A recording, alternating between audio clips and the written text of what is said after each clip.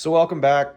I'm just going to be more so addressing what I want to be getting done for this following year. I do want to try and do a better job of documenting and doing videos more regularly than I was doing for the last 2 years. I know I was really upbeat when I was doing the Mercedes for the air suspension and stuff, but then I kind of did a bit of a dive off for a while there, and then I just dropped like one or two where I was like, oh, I'm gonna get more involved, I'm gonna do it. Being 2026, I do want to actually go ahead and do my best to continue on properly with the RS6, which is what we're going to be talking about today. And then the fact that I do want to get, because in the last video, it was just kind of like an ASMR almost. I did get this cleared off to move it over. And then I was able to get some stuff sorted, but I have to take the rad out of this car as well as the blue shovel nose Corona that's sitting out in the parking lot because they both, well, I wouldn't say they both developed a leak. I wasn't a very good about storing my rad during moves back and forth and stuff, and this thing hadn't had an engine in it for the last 10 years. So unfortunately, through all the moving back and forth, I put a couple pinholes in the rad itself, so I got to be able to take that in, either get it fixed and addressed or see if somebody can just do a complete new rad.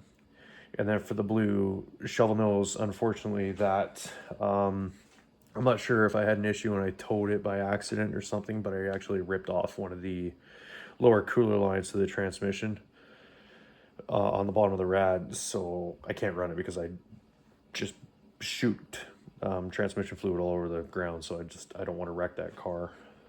And then the Mercedes itself, it ended up doing two shows in the summertime, but then the starter had actually crapped out on me when I got to one of the shows, and then it kind of just got put on the back burner as well, which I shouldn't make excuses. I should have just sent the starter in, either get rebuilt or just found a new starter to replace that and then get that going. Yeah, so the car was supposed to be staying on parking insurance for the winter, but the truck decided that it didn't want to have a chain guide anymore, and it actually had been picked up by the chain and thrown into the crank gear and jumped timing by a tooth. It didn't do any damage. There was no power issues with the truck, which I was actually quite surprised about. But it was just one morning I went to go ahead and start up the truck, but you could hear like a light metal plastic spacking that was happening in the front of the engine, and the engine code popped immediately on the truck. So I was, with my programmer, I was able to hook up and check what the code was, and it was a cam correlation fault for the truck. So I shut it off right away because I didn't want to end up taking it into town if something was to go south. So I jumped into the A7 and got to work for that day, but then I was able to get a hold of my insurance advisor and get the RS6 back on the road so we could have at least two vehicles just in case the wife needs to leave with the kids to do something.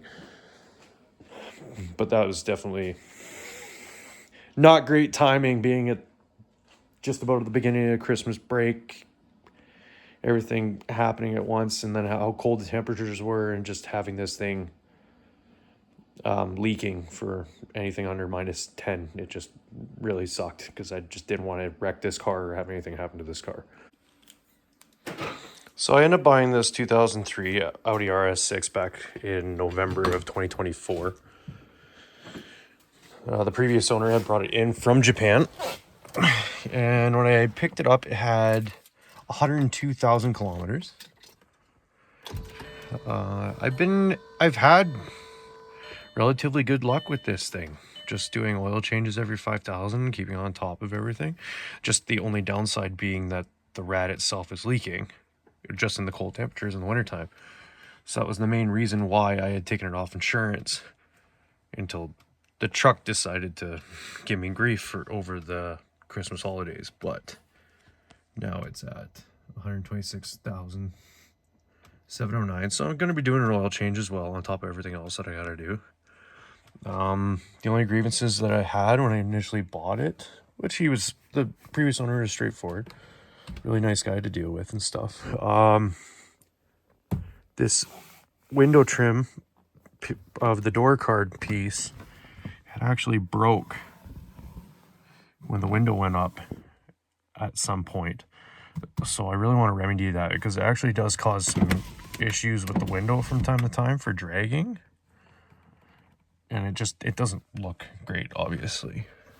The only other thing as well, you got your odds and ends, obviously, for a 23-year-old car. You got normal wear and tear on buttons and stuff where you're constantly changing stuff over.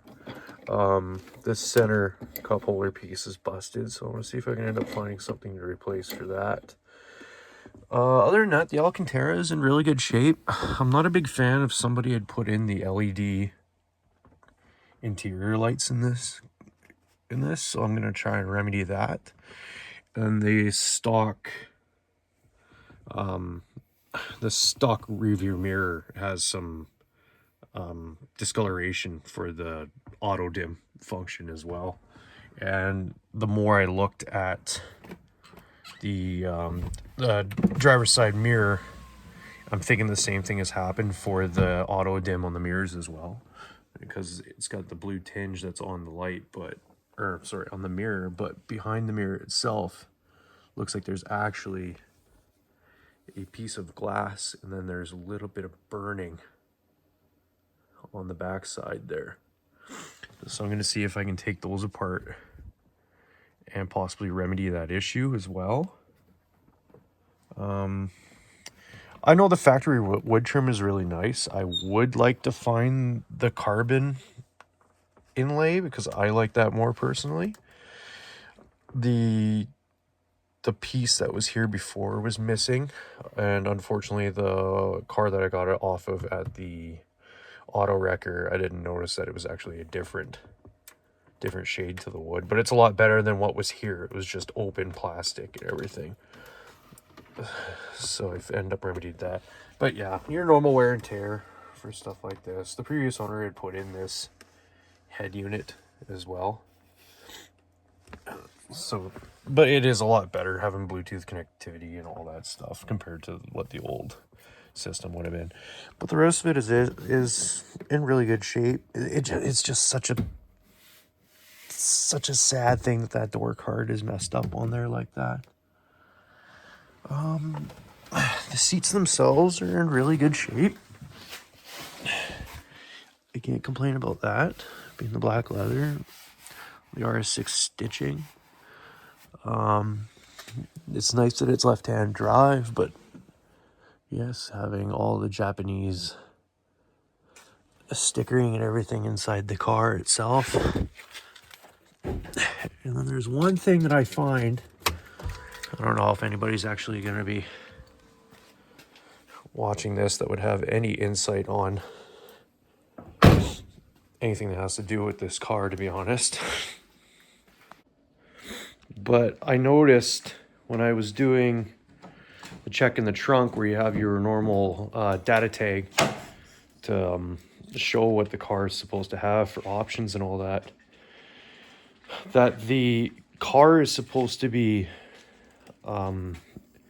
painted Avis silver. But obviously with the way that this thing is painted and where the factory placement of the stickers and everything are, I kind of have a little bit of a suspicion that this might have been a car that was pulled partway through the factory to do a customer selected color. I don't want to say a special color or anything like that, but it was, to me, it feels weird that somebody would have taken the time, if they were going to respray the whole car, to get all the factory stickers, put them into place, do all the door jambs and all that. But if you look at if you look at the actual chassis, it is the Avis Silver as well as the sticker showing it's supposed to be. But the rest of the car itself has gone through a complete color change at some point. And all the factory stickers are laid out, and I don't see somebody taking the time to actually going and either covering all the stickers for paint, as well as going through like the door jambs and, well, I guess a good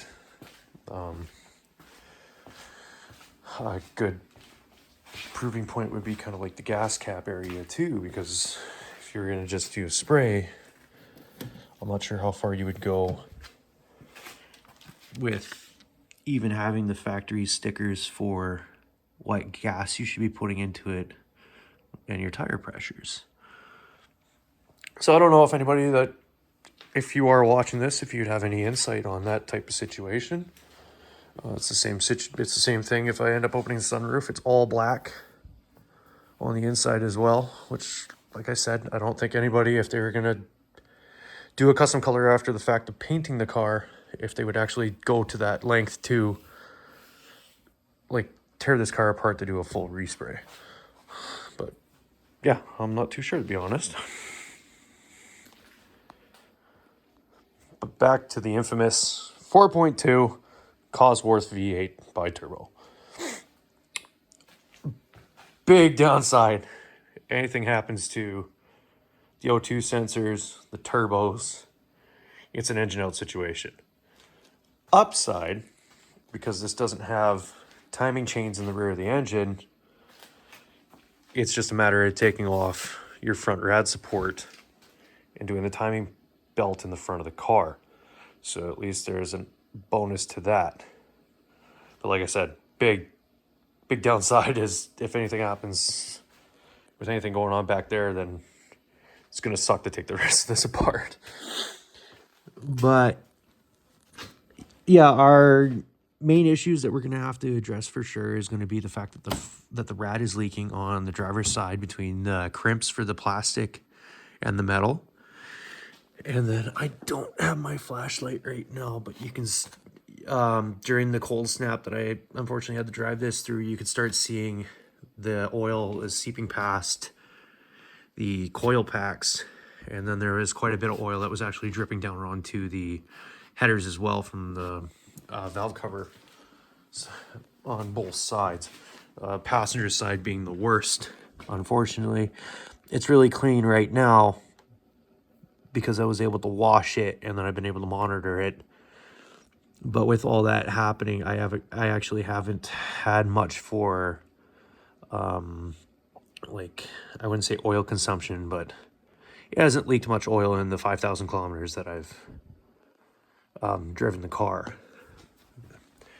The car itself, just being from Japan, yes, there was no service history that came with it, obviously. I would get lucky if that did actually happen. But I was able, when you're taking off the cover, you can see in Japan, it actually had the transmission, front diff, and the rear diff. All the oils were actually changed at 98,000 kilometers. So somebody was taking care of the car. And then when I initially got the car, I had all this apart and I was able to pop the tabs on the front timing covers, and I turned the engine over until I could get a model number on the timing belt that's in there, and the model number when you were able to punch it in when you found it, it was coming back as being changed around 2017, 2018, because they only have the parts themselves on the shelf for so long, so it would have to be in between that time frame. And like the belt itself, when I was able to look down with a flashlight with this peeled back, there was no cracking or anything, and I couldn't see any leaks. no coolant leaks or anything coming from the water pump or anything like that. So I do have I'm pretty confident somebody was taking care of this. It does suck that there was just no record to come with it. I guess there is one more thing to address with the whole leaking situation. I do have a bit of a power steering leak, which I think is going actually to the power steering front cooler. There's a couple fittings that are under there, and I'm not too happy with how it was done for repair, so I'll have to address that as well. But that's the same situation. As soon as the rad's out and everything else is out to be able to do the timing, then I'll go in there and I'll fiddle around with the hoses and clamps and try and get that all sorted, because I don't want to be taking out a power steering pump. Like, it seems like Audi has got to the point now where they're trying to see if there's enough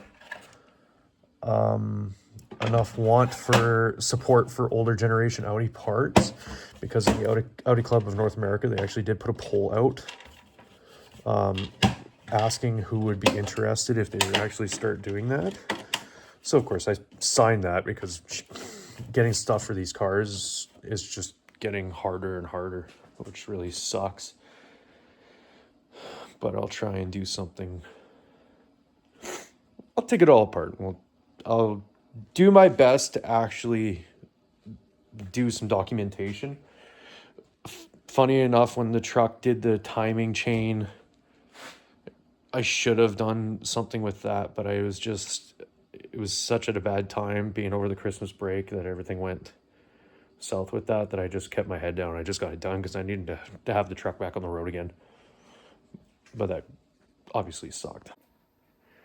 So on top of the issues with the rad leaking only in minus 10 degrees Celsius and less, I was actually quite surprised that I was able to source what appeared to be on Rock Auto as the last rad, because when you go into the 2003 RS6 parts listing now for the rad, it doesn't actually show it anymore. And then the upside to this being a European spec car is I don't have this secondary cooling system that was implemented into a lot of the North American spec RS6s over on this side of the pond.